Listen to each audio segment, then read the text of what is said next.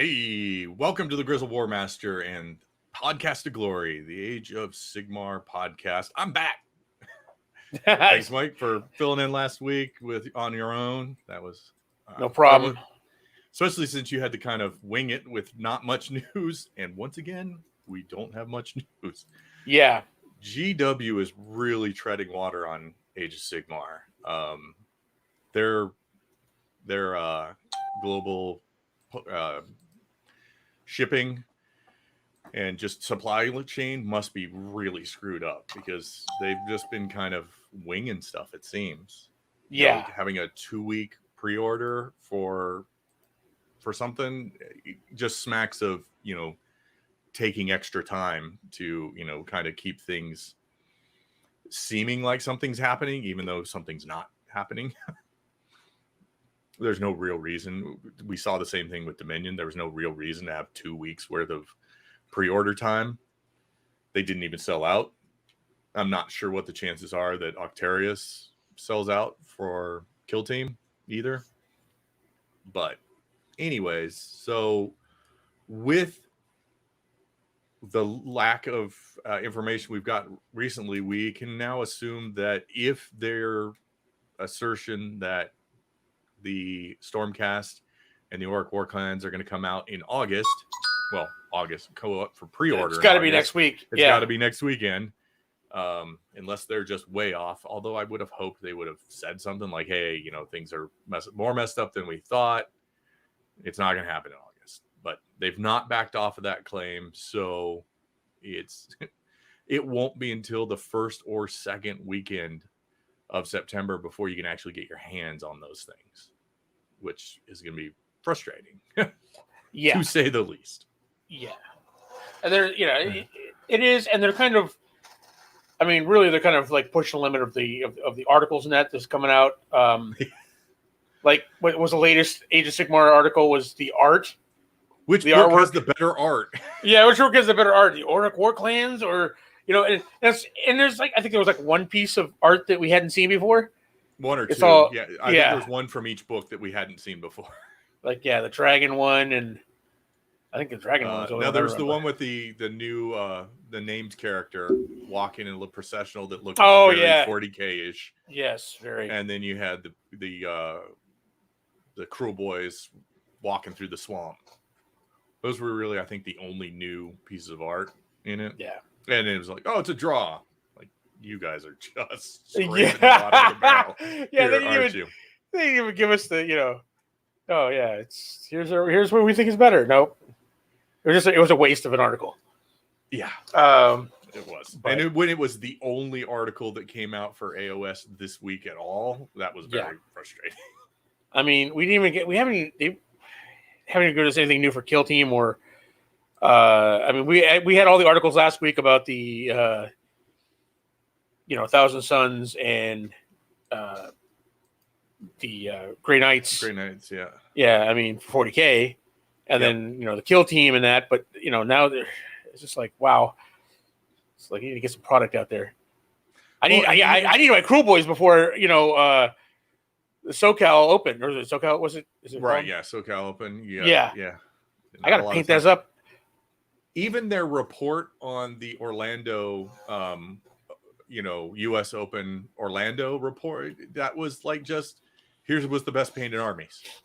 Yeah. We didn't really find anything out about, there wasn't much about, results or anything like that. So it's like, oh, all right, great. Yeah, but thanks. Anyways, so yeah, very, very thin on the news. So we're only really going to talk about 2 news stories, kind of. Why don't we actually do the second one? Why don't you do yours first, Mike, and then we'll come back because the second one's a little bigger of a discussion. Yeah. All right, let's see here. So next week, is it the 25th? Yeah, I think it's the 25th. 25th Warhammer Plus launches. So, basically, this is what we've been we're waiting on this for a long time. So, especially with, we need the apps. Where's the app? Show us the app. Yeah. But yeah, this goes to run down. And they've also been ticking off a lot of people they've been cracking down on all the YouTubers that do that show animated 40K stuff, fan animation stuff, all the fan animation stuff, which was a big community out there, and they've just cracked down because they want, if it's animated for 40K, they want it on the app. So I don't know. I mean, I understand they'll be protecting their IP, but to be honest, I have this all. In my opinion, this harks back to the lawsuits they lost. Yeah, that true. You did. You know, how can you go after these people after you didn't? You know, you didn't do anything to protect your IP. You didn't even copyright it correctly or trademark it correctly, so you can't. These guys can do whatever. So I think they have to be a little more. Yeah, they got to be, especially on this one cautious. Because they already wanted to do their own shows. So then, you know, how do you keep eyes on that when you're letting people do other stuff? I'm not saying I'm happy about it. I'm just saying they have a legitimate reason there. But I think people are overreacting, thinking that, oh, now mods to games and, you know, battle reports and all of that stuff, painting tutorials, those are all in danger. I don't think they're, those are not in danger. I think it's just the animation. So they want it all animate. They especially don't want some independent animation out there doing better than what they're producing. Mm-hmm. So, well, let's take a look at what we get with the Warhammer Plus here. Warhammer Plus, we get event extras. We get access to the Warhammer Vault. We get our free miniature exclusive as long as you sign up before the 25th, right? You have to have been, you know, a subscribe. I think that's the one. You have to have been subscribed to the 40K app prior to the Warhammer Plus launching. Then, as a reward for having been subscribed beforehand, you get one of these miniatures. Got it. You know, then we get all the animation, exclusive shows from Warhammer TV, and the big one, the 40K and Warhammer apps for army building, keeping track of your stuff, keeping track of your books online. I mean, those are pretty much necessary for tournaments at this point, right? We're going to talk about tournament stuff going, but the apps are kind of important. And again, a reminder: the price $5.99 a month, or like I'm going to do $60 for the year. Especially the funny thing here is, if you play 40K, say the 40K app is $3.99 a month, I believe. Right. So for $2 more, you get all of this other stuff that, admittedly, you may or may not be super interested in, but it's not really much to pay for all that you're getting, in my opinion. Yeah.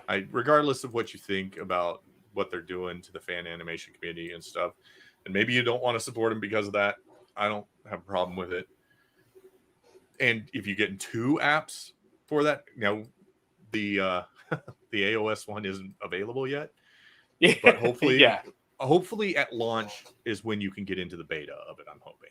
Right. But we haven't heard that for sure yet. We'll see here. So the TV app, much of the content is going to be available through the Warhammer TV app. And this basically, it says here's your hub for all new painting, lore, and gaming shows. So this is where they're going to have their own battle reports. They're going to have their own painting tutorials, their own lore videos and stuff like that. Now, like Doug said, a lot of people are speculating because they're doing this and they crack down on the animation side of it, that because they're doing their own shows, they're going to want to have their own. But they've had their own painting tutorials, right? I don't think they're going to, because that's not infringing on the IP. 1, 2, it only helps the community by having multiple people out there, getting people enthusiastic about all these different types of paint jobs. It's going to be available on launch through iOS and Android, as well as through Apple TV, Amazon Fire TV, and Roku. Even Roku. Wow, nice. So, nice, yeah. And it's going to include latest episodes of Lore Master and Citadel Color Master classes. And you can watch them from the comfort of your sofa. So that's going to be good. So from your painting bench, so you can from your painting bench, yeah, exactly. Watch them, do it, and then rewatch them, and try it again. Yeah. Exactly. Or masters. So, and battle reports. I mean, I'm kind of curious what they're going to do with a full production GW battle report. Yeah. You know, I mean, we watch, Doug and I watch a ton of battle reports from all different channels out there. You know, Rolling Dice and, you know, Mini Wargamer and all that stuff. But everybody does it differently, you know? Yeah. Is it like handheld close-ups? Is it over the table? You know, is it, you know, multiple camera shots? Everyone has their own way of doing it, right? And we enjoy them all. But this is going to be, I think, you know, to see how GW does it itself is going to be, you know, interesting. Mm-hmm. So we'll see about that. Obviously, you know, the 40K app that we are already using. Now we're going to actually, you know, going to be updated. And then the Age of Sigmar app, you know, which is what we need. We need some, because right now it's kind of difficult to keep track of your armies and that. Yeah, I mean the War Scroll Builder's nice. On the free War Scroll Builder on their website's nice. It's good. Yeah. But I really hope they keep the My Battles feature where you could put, you know, you put your army in and then you can enter your opponent's army, so you never have to ask them what does that guy do. You just look it up on your app. That would be so, you know, so nice. You're like, hey, these guys are in my army. I click on that unit. Now I see that unit stats. Oh, guys are in my opponent's army. I click on it. I see their stats. You know, that'd be great. Yeah. One of the things I'm interested in is the Warhammer Vault, right? Yeah. So you know the White Dwarves and you know all the older books, stuff like that in here in the Vault. Excited about that. And here's a look at your exclusive miniatures. The Cadian Sniper Assassin and the Orc Clan Leader. And I gotta be honest with you, I don't know which one of these I'd want more. Yeah. Now they did say that if you are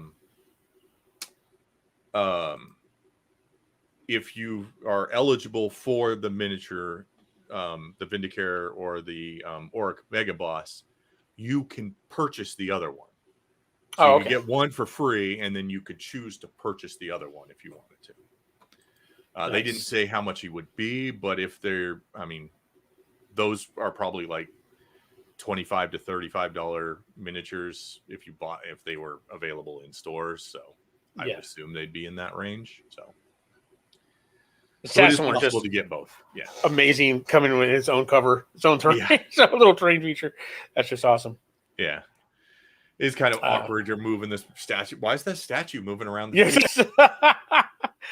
I mean, generally you don't want to move your assassin, but you might have to at some point. But yeah, I mean, there is a lot of value there, right? And I'm going to be getting it just for the apps alone.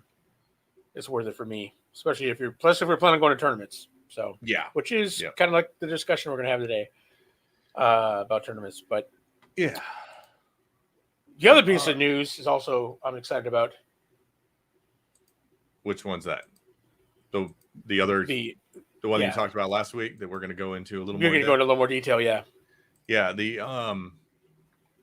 I wanted to talk more about the Sons of Bahamut article. I wasn't here with Mike to talk about it, so I want to kind of dig into it because that article in White Dwarf basically makes it obvious that in coming battle tomes, we should be getting new individual core battalions, army-specific core battalions, army-specific battle tactics, and army-specific grand strategies. So, like Mike said last week, the fear here is that you're going to undo what you said the purpose of the core battalions was, which is some people there were haves and have-nots. Some people had really good battalions that were like no-brainers. You were going to take them every time. And then other people had just totally worthless battalions that you were only ever going to take if it aligned with what your army did anyways, and you needed an extra artifact and command point. And then, it still wasn't a for sure thing. But I do believe that these core battalions aren't going to be that bad. I don't think they're going to do that. And it seems that the Sons of Bahamut, the way you were talking, kind of align with this. that they're not going to give us things that are overpowered. They're going to essentially go, here's a once per game ability, or here's an extra artifact, or here's an extra enhancement of some sort, or here's, you can use a command ability once per game without having to issue the command or something. What the battalions do already. Yeah. Like what you picked up the magazine, right? Well, no, I was going to tell you, I went in there. The White Dwarf in question is 467. And I went in there because I thought it was coming out Saturday. It was pre-ordered Saturday, but I saw this one here, and I thought this was it because it's got the. And this is 465. Yeah, it's 465, which isn't great. It's got some great stuff in here. It's actually got a new mercenary giant in here. Oh, nice. And a mercenary ogre. It's basically a mercenary list here, mercenary like ogre army list with its own giant. And it's got some interesting stuff for ogres in here as well. But it's a good one. But yeah, I got fooled. I went in there like, oh, there it is. I just looked at the cover. I'm like, that's funny. But the actual cover has Oryx and the Sigmar. Yeah, no, yeah. But it is implied in the article that the Sons of Behemoth, one of the ones they're going to get is something like maybe they can run and charge or something like that. But again, probably only once per game. As long as they stick with those restrictions, like it gives you an ability that's once per game, or it lets you do one of the things that, you know, one of the core battalions currently does. What this allows is for weird armies that can't meet the construction requirements. For example, Sons of Behemoth really couldn't take any of the core battalions as they existed because they were all behemoths, which most of the core battalions, you can't take more than one behemoth. And the ones that let you take like monsters, they couldn't be heroes. So they couldn't form core battalions. So they kind of needed this. And I'm hoping they will do that with some of the other armies, because there are some armies that just that don't have monsters, or just there are certain things they may not want to take in order to put together their battalion. So you might kind of rearrange them and go, well, this army, for example, like Flesh Eater Courts might have something that goes along with wanting to run lots of Terror Guys, but some of them are going to be heroes and some aren't. So there can be a way to mix and match them or something like that. So I think it's going to be able to give you the ability to more tailor your core battalions to how your army plays, but gives abilities similar to what everybody else gets. And as long as it stays along those lines, I don't think there's anything wrong with it. I think battle tactics also, I think, can be kind of like that as well. And I put it in our little write-up here for it while we were thinking about what we were going to talk about. There are some armies that just can't do some of the battle tactics that currently exist in GHB 2021. You know, for example, I played in a tournament this last weekend, and my Lumineth never want to run. So that's one battle tactic that's just essentially out the window and is almost never going to get used unless I have a free 5th battle round where it's like, well, there's nothing in my way. There's nothing I want to do. I can go ahead and run. I don't care about charging or something like that. That didn't happen that entire tournament. But there are a lot of armies that are like that, like KO or a Gunline, Cities of Sigmar army or something like that. Yeah. There's a lot of them. Like I lost that one in the last tournament we went to last month, where it came down to, we were tied on points right up to the very end. Right. And it came down to the fact that the 5th round, I didn't have a battle tactic. Yeah. Right. There was nothing. Yes. There wasn't a single one that was left that I could do.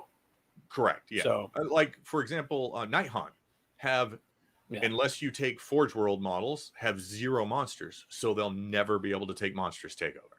I think the coach counts as a monster. No, it's not. It's a War Machine. Are you sure? Oh, okay. I think it's a behemoth. It's a behemoth. It's a behemoth, but it's not a monster. It's not a monster. So there are a lot of those that are kind of like that, like, hey, I can't do that. And I would be curious to see if some of these new battle tactics also have, if you accomplish it with this specific type of unit from your army, you get a bonus instead of like they've got the monstrous ones. Now it's like, hey, if you've got 2 Vanguard Palador units that accomplish this, they get a bonus point. And you're like, well, I don't play with Vanguard Palador, so I'm never going to take that one. But it's nice that it's an option for those who do, right? Something like that. So that maybe give you new ways to build your army. The grand strategies one is weird, to be honest, because the grand strategies that exist now are pretty wide open, and pretty all encompassing. So I'm not sure what you're going to do unless they say, specific units, like maybe the Stormcast are going to have paladins, is, like, hey, have a unit of paladins left on the board or something like that. Yeah. And you get your grand strategy or whatever. But I'm open-minded to these unique, in the battle tomes, having unique core battalions, unique battle tactics, unique grand strategies, as long as they don't jump the shark and start deviating back into that. Well, yeah, these are no-brainers. Auto includes, overpowering or something like that. Yeah. But yeah, I mean, unique armies, especially like your Sons of Bahamut, they're going to run into trouble with a lot of these things. So it's nice to have. I mean, they have a gimme grand strategy too, that as long as they're still on the board, they will always get. But yeah, it's true. There's other things that are tough for them to do. But yeah. All right. Let's, like I said, slow news week, but let's talk some event news. I do want to kind of make this a regular part of our podcast here, is running through some of the upcoming events. And we will typically talk about stuff that's happening in the Southwest, typically Arizona, New Mexico, California, sometimes Nevada, generally. We have one RTT this weekend that's on BCP, and that's Gameology Uplands Monthly ITC in Uplands, California. That's tomorrow. It's a 3-round RTT. There's a few more next weekend, which we'll talk about Friday. But, if you are interested, if you are in California and interested in an RTT, there are a couple more coming up next weekend. And then we have another one coming in, I think, 3 weeks here in Arizona, but we'll talk more about that next week. But the 3 I want to focus on are the 3 majors that are coming up. Yeah. One is the Socal Open, which we've been talking about. It is which we're going to be at. We're going to be at, yes. Yeah. It's an ITC major on the 23rd and 24th of October. So that's 2 days, 5 rounds. We're expecting there to be close to, if not more than 100 people. I haven't checked recently to see how many are signed up right now, but it is usually a pretty big event. There is a 40K event as well at the Socal Open. Then was recently announced the Wasteland Weekend in Las Vegas, Nevada. This is an ITC major as well on the 6th and 7th of November. I went to one of these a couple years ago. They're really cool. They were a lot of fun. They are. What's that? Say, unfortunately, we're not going to be making it this one this time. Yeah, because we have a different. Yeah, there's another one in town, which the next one we're going to talk about is Ocotillo Onslaught AOS event in Glendale, Arizona. Yeah, also on the 6th and 7th, 5 rounds grand tournament. So if you are in the SoCal area and you can't afford to go to Las Vegas, maybe you can come to Glendale, join us for that tournament. If you're in Arizona, it'll be super easy to get to. Yeah. Even if you're in New Mexico, we'll be closer than Las Vegas if you want to drive over. So those are both up on. Oh, well, actually, when I checked, the Wasteland Weekend was not up on BCP yet. So I'm not sure what they're doing for signups. If they're doing it through, they have a website and a Facebook page. You can just go type in Wasteland Weekend, and you see there. But yeah, wish we could afford, but there's just so much stacked here at the end of the year that it just could not afford to go to 3 different AOS. Plus, we want to support our local. Or local one in town. And we want to support the local one. So that one we can actually come home at night. We don't have to get a hotel. Exactly. Or drive 300 or 400 miles too. So it's a little easier for us to attend that one. Yeah, it's even on our side of town. So yeah, but the guys from Las Vegas are really cool. So if you are in the Las Vegas area or in Northern California, go to that event. Support those guys. Hopefully, maybe next year we'll be able to do it. We'll see how that goes. This was just an unfortunate timing thing. The Wasteland hadn't been announced when our local TO, had started negotiations with the place that he was hosting our local event, and they ended up being on the same weekend. So it's a bummer, but hey, having multiple big AOS tournaments is not a bad thing. Just support the one you're closest to. Yep. But all right, which is good after a year of not having these. To see so many back, it's awesome. And you just got back from Old Town Throwdown. Yeah, that's going to be the rest of the podcast. We'll talk about that. The Old Town Throwdown. It was Old Town Throwdown 2. And I found out while I was there. I'm friends with the guys who are organizing this event. And they did a great job. It was phenomenal.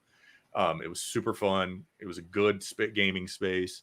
They were in a nice, it did not look like a huge room, but there was enough space for 5 rows. I think it was 5, maybe 6 rows of tables. 6 like columns, and then it went pretty deep down, and they were able to space people out like every other table in like a checkerboard pattern.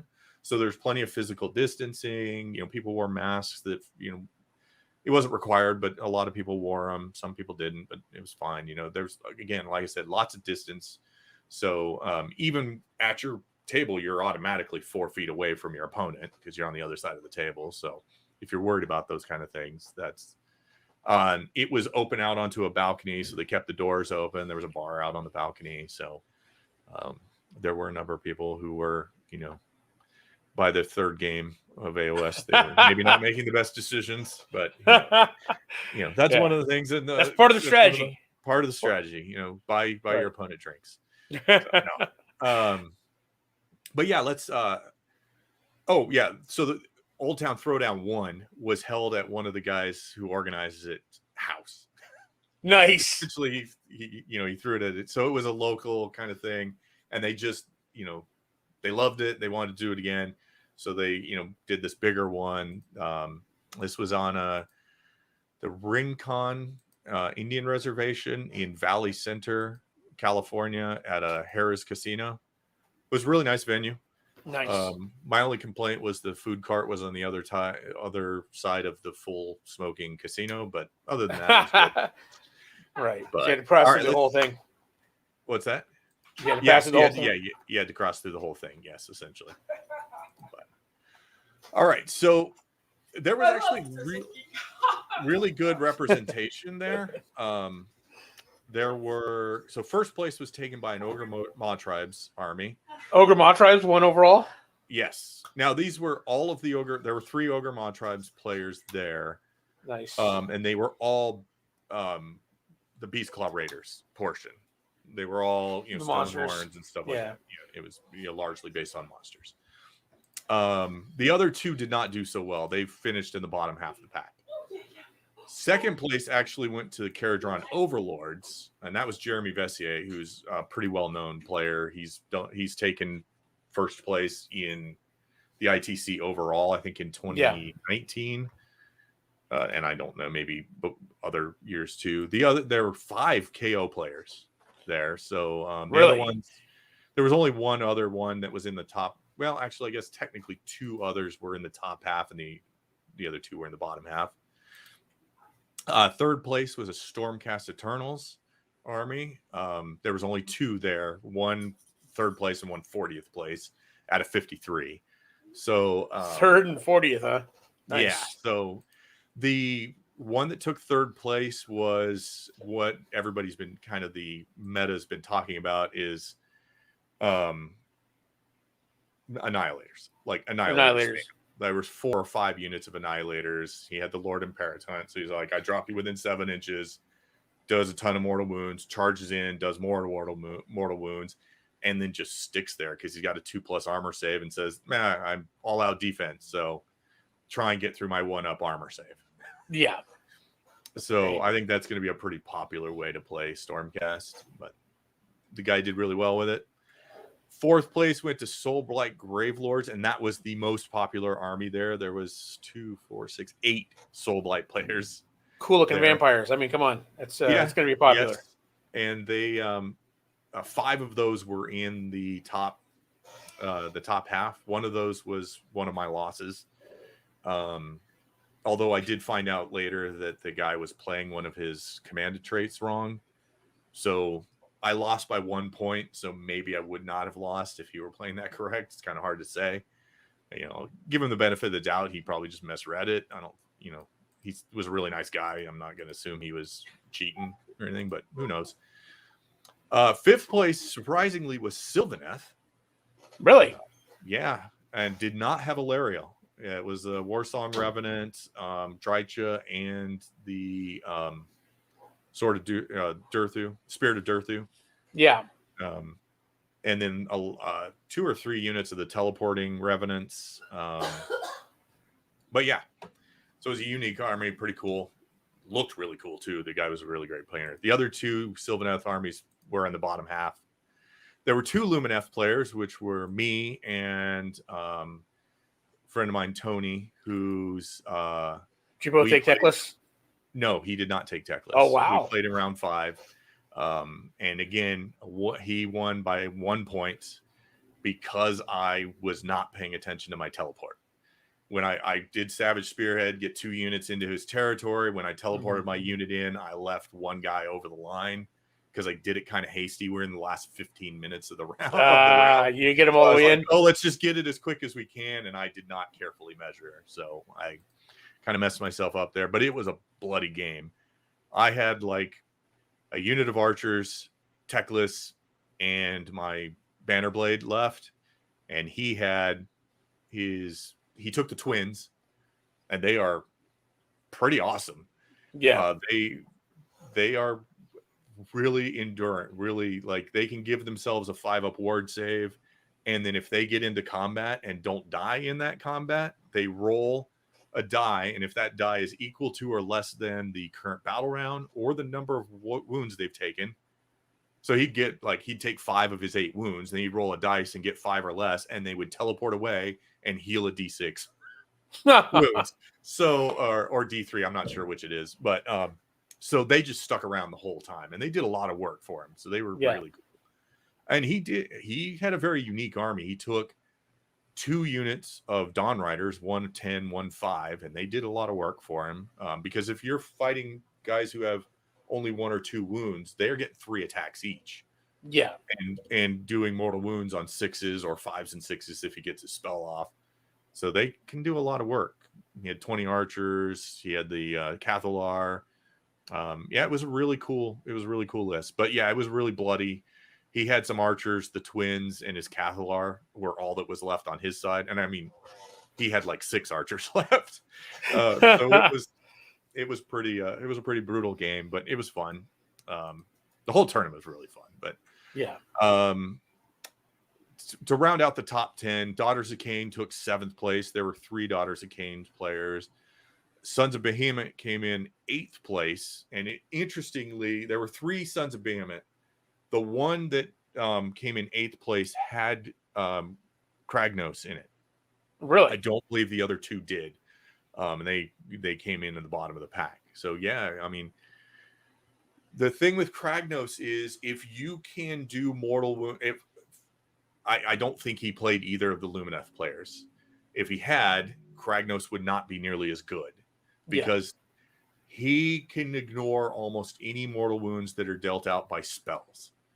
But mortal wounds that are dealt out by weapons, he's not resistant to. He has no ward save. So he has no, he's got a 2+ armor save. So he's going to tank most direct damage attacks. And he's got to roll 3d6. And if you roll higher than what the spell was cast on, he ignores spells. But he can't ignore mortal wounds from weapons. So most things that deal mortal wounds through weapons aren't going to survive combat with him. But if you're doing it at range, he could run into a lot of trouble. But so how many? Okay, out of the 3 Sons of Baymat players, how many ran with the Man Crusher Gargants? Were they all Mega Gargants, or did they? Let's see. The guy who took 8th, who was one of the tournament organizers, Chris, or one of the organizers, he wasn't the TO. Right. The TO didn't play, obviously. Let's see. He had a Kraken Eater, a War Stomper, Kragnos, and 2 Man Crushers. Okay. Then the ones at the bottom had, let's see, one at 41st had a Gatebreaker, a Kraken Eater, and a War Stomper. So 4 Mega Gargants. Okay. Yeah. And I think they were all Taker Tribe. I think all 3 played Taker Tribe. Yeah. So that's the tribe to take in a tournament. And then the other guy took Kraken Eater, a War Stomper, and a Man Crusher Mob. So he had the 3 Man Crushers. Okay. So they are all significantly different. Yeah. But they, like I said, I think they were all 3 were Taker Tribe. I don't think competitively, I don't think you take something other than Taker Tribe. You want those, you want to be bodies on objectives. Because they have to play the objective game. They have to essentially go, we have all the objectives. You need to deal damage to get us off. And if you can't, suck. I assume that Chris, with Kragnos, used Kragnos offensively and the other 3 to babysit objectives. Yeah. And then Kragnos just ran off on his own trying to get the charge off and just, beating on ridiculous things. Mortal wounds. You roll 2d6 and multiply them together, and that's the mortal wounds he does. I talked to him, in between. We had dinner the first night, and he told me that one of his, he did 36 damage on one of the charges, 36 mortal wounds on one of his charges. Jeez. I was like, all right, cool. Fun. Let's see. 9th place was actually a Soulblight Gravelord. 10th place was a Slaves to Darkness, and I got 11th place. So just barely got knocked out. Just out of the top 10. Yep. Next to Soulblight was the most popular, followed, funny enough, by KO and Skaventide, which both had 5, although Skaven all finished in the lower half. There were no top half Skaven armies. Next were Disciples of Tzeentch, which all but 1 finished in the bottom half. And Disciples are supposed to be one of the powerful armies, and one of them had Archeon and Kairos Fate Weaver, but just couldn't bring it. Yeah. It was funny. There was only 1 Archeon. There were no Nagashes. There were 2 or 3 Marathi. I can't remember. I think all 3 of the Daughters of Cain players brought a Marathi, but I'm not positive. Yeah, I mean, that's a guaranteed 3 rounds. Yeah, creature that's going to be. Only I brought tech lists of the Lumineth players. I think there were 2 Seraphon players. I believe both had Croak. There were several of what do you call them? Be'lakor. And there was 1 Blades of Corn player who brought the big giant 1,000-point Chaos Dragon. Oh, and nice. So always got to be 1. That army finished 49th place. So, the dragon did not do him well. No. There was only 1 Nighthaunt player, only 1 Slanesh player, only 1 Cities of Sigmar player. And then most of the other Slaves of Darkness, Seraphon, Nurgle, Ironjaws, and Stormcast, Lumineth all had 2 players. There were no Fire Slayers, no Deepkin, no Beasts of Chaos, no Flesh Eater Courts, no Bone Reapers, and no Gloomspite Gits. And that's probably just the SoCal meta. Yeah, people just don't play those. Deepkin used to be a popular one there, but maybe all those people turned to playing Soulblight. Yeah. I know at least one of the Deepkin players is the guy who is Chris. He changed to Sons of Bahamut. So because that's just a fun army. Jeremy used to play Fire Slayers, but he went with KO. Stuck with Dwarves, but went with Caradron this time. But yeah, so I highly encourage anybody who's into competitive AOS, get to one of these big tournaments, one of these grand tournaments, go to the Socal Open or come to our Ocotillo Onslaught event in Glendale, go to Wasteland Weekend. They are so much fun. And you meet just a ton of cool players. You see a ton of cool armies. You get to play people you don't play all the time. Yeah, you mix up the meta. It's not the same armies that you play every time, you know, that there's a local tournament. So they're not nearly as competitive as 40K players. No, people are still competitive, and they, you know, right. They're a lot more fun. I like to play 40K casually and Age of Sigmar competitively. Yes, yeah. So I think that's the way.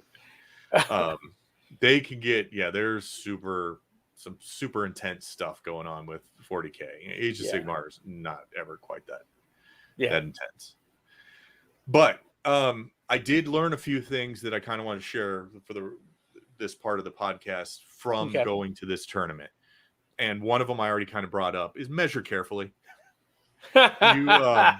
Whatever you're doing, you know, don't let yourself get rushed. You make sure you measure carefully, because those battle tactics are extremely important. Because, and I heard a great, I think it may have been on the Honest Wargamer.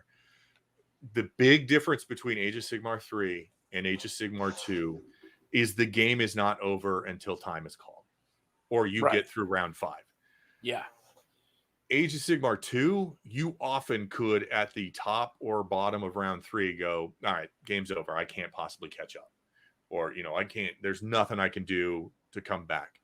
But every single game I played went to turn 5, or we were getting close to time and talked out. That's another thing, is that talking out, you know, how that last turn is going to go. You can kind of, you know, say, I would choose this battle tactic. Here's how to accomplish it.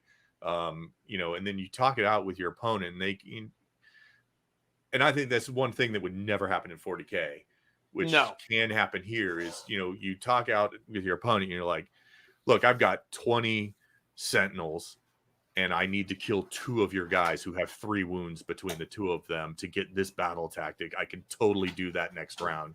And they'll say, yep, sure. Yeah, I agree. You know, we can, you know, that's going to happen in turn 5 or whatever. And you can, you know, like, okay, there's no way I can stop you from getting your grand strategy. So we're both going to do this. Hey, I can do this in there. And you can just talk out how that last turn is going to go so that you get through turn 5. Now, sometimes people won't agree, and maybe you'll need to roll some dice. You know, like, look, let's just kind of speed through this. I don't need to cast spells, or I'm going to. This is the only combat that's going to matter for points wise. It's going to matter. Let's go ahead and roll it out. Let me see if I make that charge. I did. Do I kill you? I did. I get those points. Yeah. So things like that will happen at these games. And I agree. Again, Mike and I, like I said, we watch a lot of battle reports. I listen to a lot of podcasts. Yeah. And I agree with the guys from the Honest Wargamer. 2 hours and 45 minutes is not enough time to play AOS 3. Not in third edition. Yeah. Not in we went all 5. We went all 5 rounds every round that last tournament we went. Yep. And every single one of them. Like every time when I went to that RTT we were talking about, I actually several times couldn't finish because we were only in turn 4 and we couldn't get into turn 5 because they just, you know, there's too much going on. I can't remember in second edition going all 5 rounds. Nope, you can. It was rare that you get through turn 4 and not know who's won at this point. You know, like it was easy to get to a point where, okay, I can't score enough points to win. It would have to be a total blowout, like somebody just totally screwed up for Age of Sigmar 3 to happen like that. For example, in the tournament Mike's talking about, we had a 3-round Rogue Trader tournament local a few weeks ago, like 4 weeks ago, I think. Yeah. I played a Deepkin Reaver list that's like 60 Reavers or something like that. He killed Techless in turn 2, like the bottom of turn 2, and the game went all the way to turn 5, and I only lost because he won priority in turn 5 and was able to finish my guys off before they scored their points. Yeah. If I'd gone first, I would have scored my points, and at the best, it would have been a draw. I might have won. So there's a lot going on in 3, and you go to the end, measure carefully, be prepared to think about what you're going to do in the future, not just kind of like, oh, well, I'll figure it out when I get there.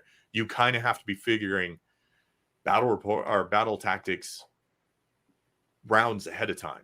Like, if I do this battle tactic this turn, what am I going to be able to do the next turn? Will I be able to get in a battle tactic? Because I'm not the only one. Other people have ran out of battle tactics by turn 5.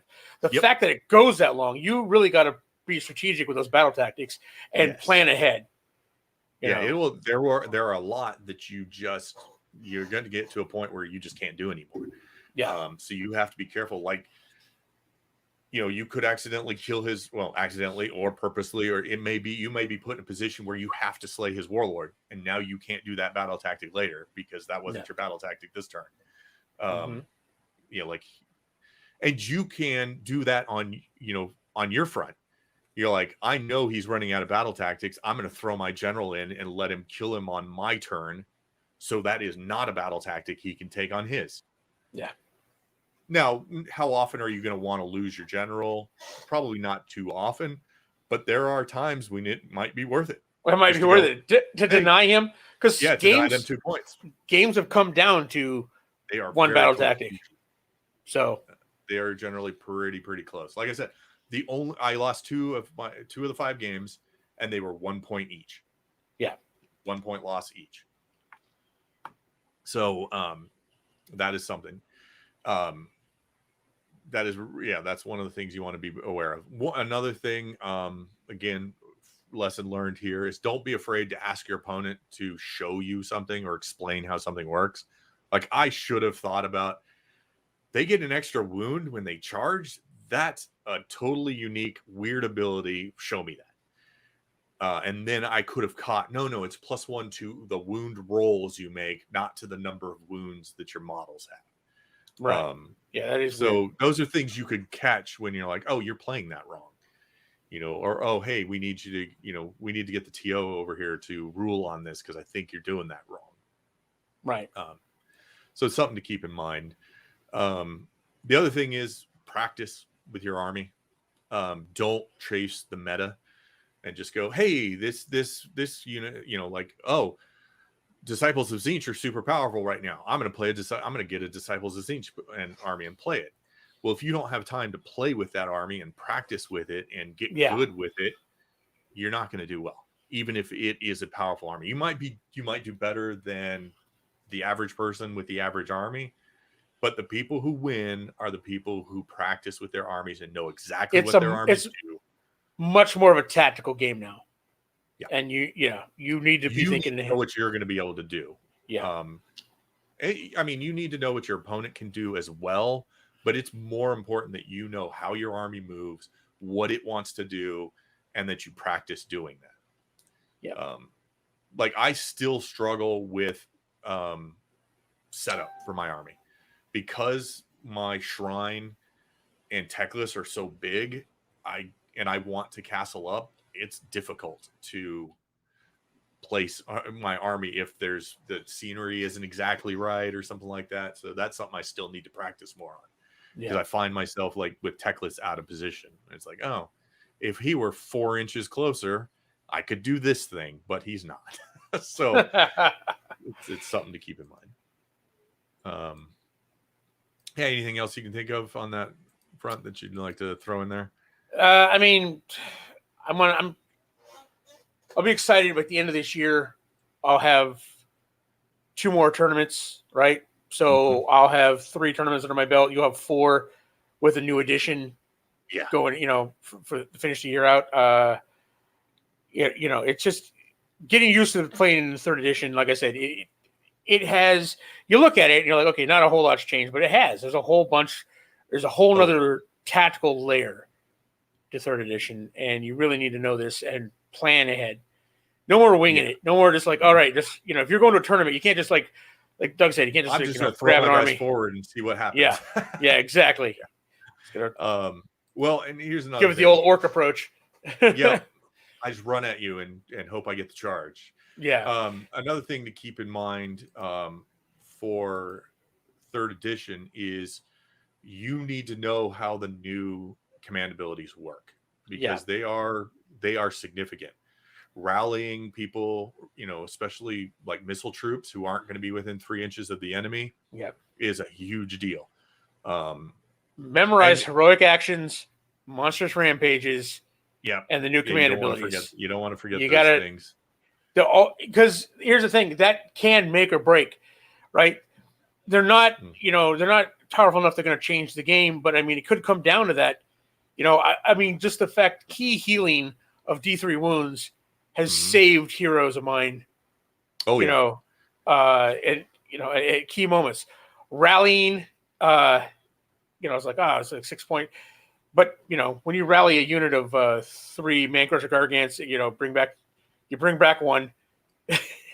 Well, you lose 2 out of your 3, and you bring back 1. That's a 12 point, 12 wound swing right there. Yeah, and that's another thing, is being able to tell what you are going to use your command points for, so that you know whether or not because say you have a unit of 3 Man Crusher Gargants, and 2 of them have died. Is it worth rolling 2 dice to try and get a 6? Well, if you know that there's nothing else you're going to do with those command points, why sit on them? Yeah. Go ahead and take the roll, because you can do it in either hero's phase. So if it's the bottom of the round and that, hey, the only thing in combat's this one guy, he's only going to get to use 1 command point. I've got 2. I might as well use that one. If you're ending your turn with extra command points unused, you're doing it wrong. Yeah. Or your opponent is. Or your opponent is. One of the two. Right. Or, I mean, there are some armies that are really good at generating points, and they can keep them, and they're, they run, they do everything they want to do, and they're like, man, I still have points. Yeah. Sure. But, like Mike said, heroic actions make heroes way more endurant than you think just reading. You're like, oh, I can give him +1 save and +1 to wound.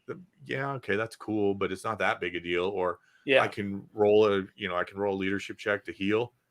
It's a huge deal. It's way bigger than you think, especially if it's only one thing that threatened them and they manage to get out of that situation. Then a round or 2 later, they might be back to full strength and coming at you again. So, I got, the other Lumineth player got Teclis down to like 2 wounds, 4 wounds. I can't remember what it was, but by the end of the game, Teclis was back up to 11 and not worried about being out in the front of the army going, well, you've got so little left. There's no way you're killing me at this point. So I can go wherever I want. But that's something to consider. There was one other thing you said that made me, kind of keyed off something I was trying to. Oh, the other ability that you should master is redeploy. Redeploy is huge. Practice redeploying. Don't forget that thing exists, and practice it, because it can be a big deal. And don't just think of rally as something like, I'm going to get myself out of charge range. You can use rally to move forward. And move a unit to block another unit, or with a smaller board size, an extra move is massive. It's a huge deal. And you can move a unit that's like that's a screening unit to plug up a gap where they were going to be able to charge past them. You're like, oh nope, I'm going to redeploy and move these guys in front of you. So now you're going to have to, charge the unit I want you to, not my vulnerable unit that I really want to stick around.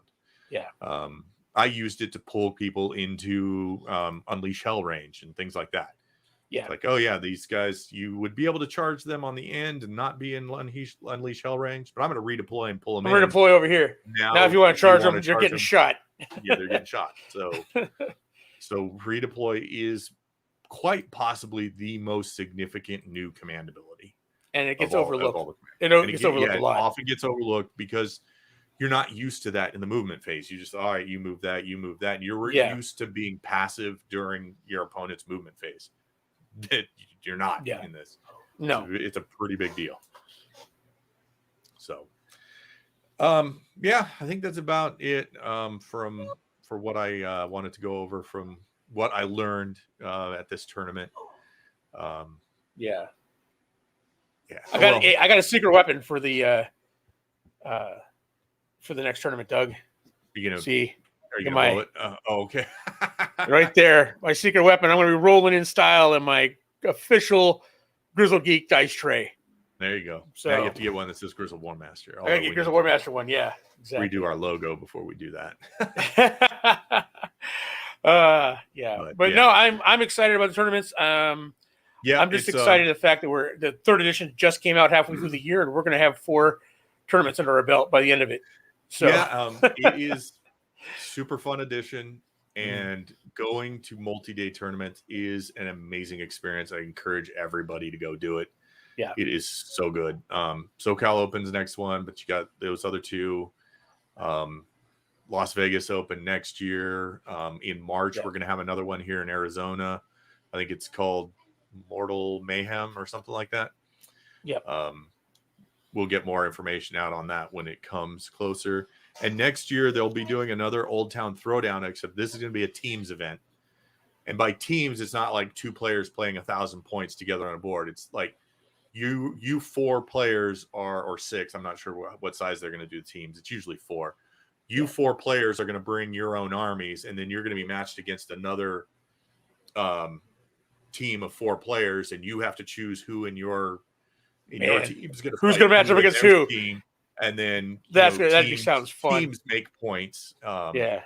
So it's like you can go, none of us can beat that guy. So who's going to do the least worst, or who are we going to sacrifice so that the others can take these weaker, members of their team on? There's a lot of tactics or strategy involved in that. So I'm looking forward to that as well. I also want to take those team events. Yeah, absolutely. And I also want to say real quickly before we go, a big thank you to all of our new subscribers out there. We've almost 80 new subscribers in the past couple weeks. So, cool. Thank you very much. We appreciate it. You're helping us grow here. And, I hope you're enjoying the podcast. And we're going to be getting these out for by Monday. We should have all of our podcasts out to listen to on wherever you get your podcast from. Cool. So hopefully, along with right now we got our Grizzled Geek podcast gets out. That way we should have the podcast of glory out there as well. Cool. Yeah, coming soon. Yeah. All right. All righty. Well, I think that will about do it. Thanks everybody for tuning in. I think we're going to include some links down below, ways you can support us. Yep. These are primarily towards our Grizzled Geek, but we will slowly but surely expand as we grow our range of things.